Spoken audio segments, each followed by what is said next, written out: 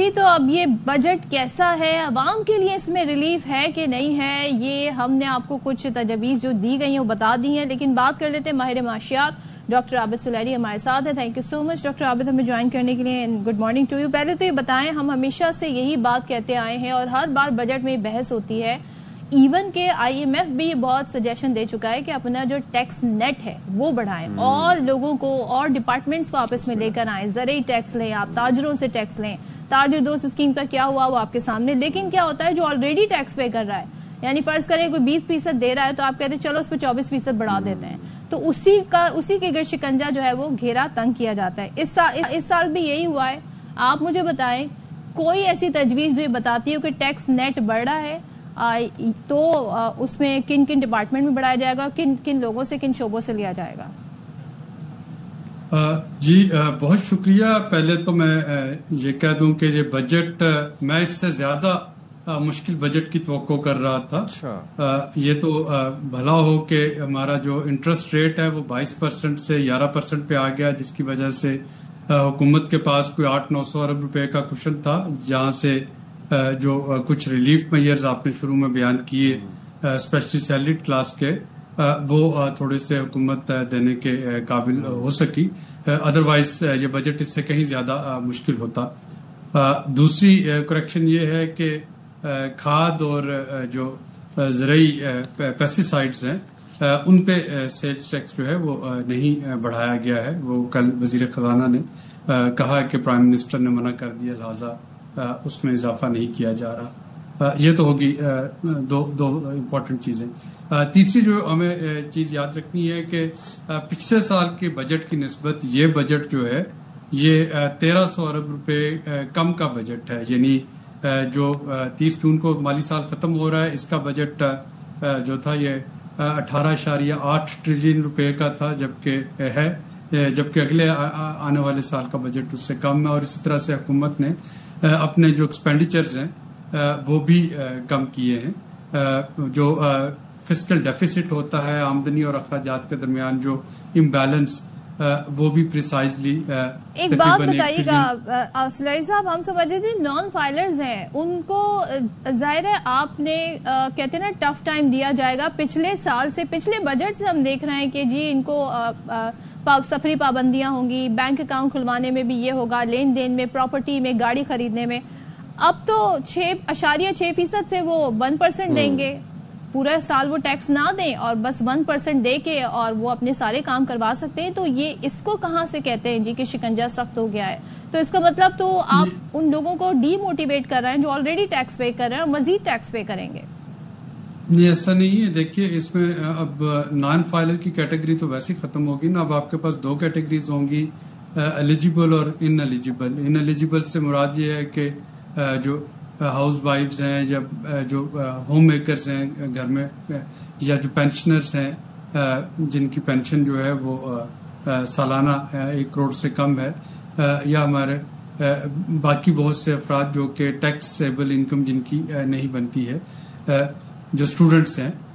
باقی سارے کے سارے لوگ بھلے ان کو نیل کی ریٹرن فائل کرنا ہو, اور جیسا کہ وزیر خزانہ نے کہا کہ اب وہ جو فارم ہے ریٹرن کا اس کو بڑا سادہ بنا رہے ہیں. صرف 7-8 اس میں کالم ہوں گے جو کہ بھرنے ہوں گے, اور ہر کوئی اس کو بھر سکتا ہے. جس میں اگر آپ کی آمدنی نہیں ہے تو آپ بتا سکتے ہیں کہ آپ کی آمدنی نہیں ہے.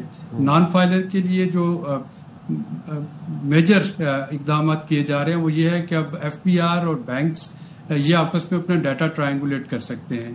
اور اگر آپ کو گاڑی جو ہے وہ لینی ہے, اگر آپ کو پراپرٹی لینی ہے, اگر آپ کو انٹرنیشنل ٹریول کرنا ہے, تو اسی ڈیٹا کی مدد سے وہ دیکھ سکیں گے کہ یہ فائلر ہیں اور یا نان فائلر. اور اگر وہ نان فائلر ہیں تو اس کو آگے پروسیس نہیں کیا جائے گا, اس کو جو ہے کسی قسم کی فردر ایکٹیویٹی ان کی جو ہے اکنامک وہ نہیں ہو پائے گی. تو پچھلے سال کے بجٹ میں گو کہ پابندیاں لگی تھی, لیکن اس وقت یہ ڈیٹا ایکسچینج والا جو تھا یہ انیشیٹو نہیں لیا گیا تھا. اب انکم جو فنانس بل ہے اس میں یہ باقاعدہ قانون بنا رہے ہیں جس کے تحت بینکس اور ایف پی آر کا ڈیٹا جو ہے وہ مختلف اداروں کو کے ساتھ شیئر کیا جا سکے گا. جو نان فائلر ہیں جن کا NTN نمبر جن کے پاس نہیں ہے. اب اس کی انفورسمنٹ کیسے ہوگی اس کو دیکھنا ہوگا، ورنہ بہت سے لوگ جو ہیں وہ ایٹ لیسٹ فائلر بن جائیں گے اور وہ کہیں گے کہ جی ہماری انکم نہیں ہے. اسی طریقے سے جو آپ نے شروع میں سوال کیا کہ کن نئے جو ادارے یا لوگ ہیں جن کو کہ ٹیکس نیٹ میں لایا جا رہا ہے، تو اس میں ای کامرس جو تھی وہ آپ دیکھیں کہ وہ ایک میجر اب ذریعہ بن گیا تھا آن لائن ٹرانزیکشنز کا، آن لائن ٹریڈ کا، آن لائن کامرس کا. ہماری جو یہ وہ طبقہ ہے نا، مڈل کلاس طبقہ جو کوشش ہی کرتا ہے کہ وہ پیرلل انکم کمانے کی کوشش کرے. ہم دیکھ رہے ہیں کہ 18 کا نمبر بڑا فگر جو ہے وہ بھاگ گیا ہمارے وزیر خزانہ کو. 18% جی سولر پینلز پہ اب ڈیوٹی عائد ہوگی، ٹیکس لگے گا. گاڑیوں کی مساوی، گاڑیوں پر بھی 18% ہم دیکھ رہے ہیں، آن لائن خریداری پر بھی، ایون کوریئر سروس ان سب پر بھی. لیکن at the end of the day سارا برڈن آتا ہے کنزیومر پر، سارا برڈن آتا ہے اس شخص پر جو اپنی انکم سے بھی ٹیکس پے کر رہا ہے، GST بھی پے کر رہا ہے، اور پھر وہ مزید کچھ خریداری کرتا ہے تو اس پر بھی ٹیکس پے کر رہا ہے. تو یہ تو ڈبل ٹیکسیشن ہے. یہ اس سے واقعی مجھے اختلاف ہے. سولر پینلز پہ جو 18% امپورٹڈ سولر پینل پہ 18% ڈیوٹی ہے، اس کی مجھے سمجھ تو ہے کہ IPPs کا انرجی سرکولر ڈیٹ ہے وہ پورا کرنا ہے. وہ تبھی پورا ہوگا اگر گرڈ سے بجلی خریدیں گے. اگر لوگ سولر پینل لگوائیں گے تو وہاں پہ گرڈ سے بجلی خریدنے والا کوئی نہیں ہوگا، سرکولر ڈیٹ بڑھتا چلا جائے گا. لیکن دوسری طرف اگر ہم دیکھیں تو وزیر خزانہ نے خود یہ کہا کہ جی فاسل فیول جو کہ ڈرٹی فیول ہے اس کو یوز کو کم کرنے کے لیے کاربن لیوی لگائی جا رہی ہے. ابھی 2.5 روپے پر لیٹر، اس کے بعد اگلے سال 5 روپے پر لیٹر ہو جائے گی. تو ایک طرف ہم فاسل فیول کو ڈسکریج کرنا چاہ رہے ہیں، دوسری طرف ہم نے سولر پینل پہ 18% ڈیوٹی جو ٹیکس جو ہے وہ عائد کر دیا. یہ ہم کلین انرجی کو بھی پروموٹ نہیں کر رہے اور ہم فاسل فیول جو ہے اس کو بھی ڈسکریج کرنا چاہ رہے ہیں. یہ کچھ کنٹراڈکشن ہے.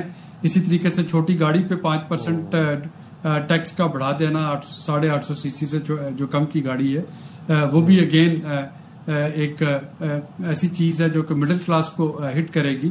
لیکن غالباً آپ ہی کے پروگرام میں میں نے یہ کچھ روز قبل کہا تھا کہ اگر سیلریڈ کلاس کو کچھ ریلیف ملنا ہے تو ہماری ہی جیب سے نکل کے ملنا ہے. ظاہر ہے کہ ایک جیب سے نکالا جائے گا، دوسری جیب میں ڈال دیا جائے گا. تو یہ اس طرح کی جو جگلری ہے وہ تو حکومت کو کرنا پڑے گی. اس سال کا جو آپ کا ٹیکس کا ہدف ہے اب 11.9 ٹریلین روپے جو ہے 30 جون تک حکومت اکٹھا کر پائے گی، اور اگلے سال یہ 14 ٹریلین سے زیادہ ٹیکس ریونیو جو ہے وہ اکٹھا کرنا ہے. تو ایسے میں ظاہر ہے کہ آپ کو ٹیکسیشن جو ہے وہ بڑھانی ہے، اور جہاں جہاں سے بھی ٹیکس اکٹھا کیا جا سکتا ہے وہ کرنا پڑے گا تاکہ ایک ٹارگٹ جو ہے وہ پورا ہو سکے. لیکن میں دوبارہ دہراتا ہوں کہ IMF کے 2 پروگرامز میں ہے پاکستان، اور میرا خیال ہے کہ ان حالات میں اسی طرح کا بجٹ آ سکتا تھا. اس سے زیادہ کی میں توقع نہیں کر رہا تھا. عابد صاحب یہ ذرا ہمارے ویورز کی انڈرسٹینڈنگ کے لیے آسان الفاظ میں بتائیے گا کہ یہ جو 50,000 سے اوپر کیش نکلوانے پر کٹوتی ہوگی یہ فائلرز نان فائلرز دونوں کے لیے، دونوں کے اوپر ہوگی، یا جو بھی نیو ٹرم ہے اس کے لیے ایلیجیبل نان ایلیجیبل لوگ ہیں دونوں کے اوپر یہ کٹوتی ہوگی؟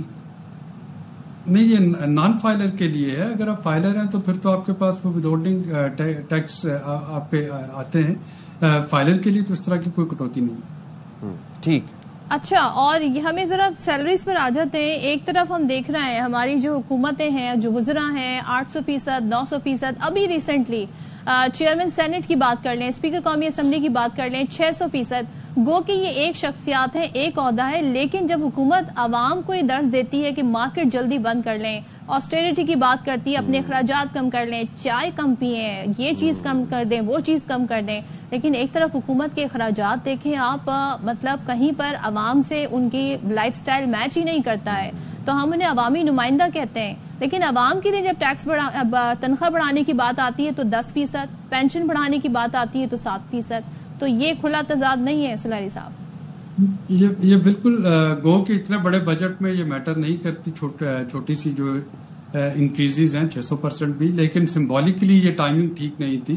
میرا خیال ہے کہ میرا خیال ہے کہ اس کو نہیں بڑھایا جانا چاہیے تھا. ظاہر ہے کہ اگر آپ آسٹیریٹی کا درس دے رہے ہیں عوام کو، عوام پہ آپ ٹیکسیشن کر رہے ہیں، تو یہ عوامی نمائندوں کو اپنے سے شروع کرنا چاہیے تھا.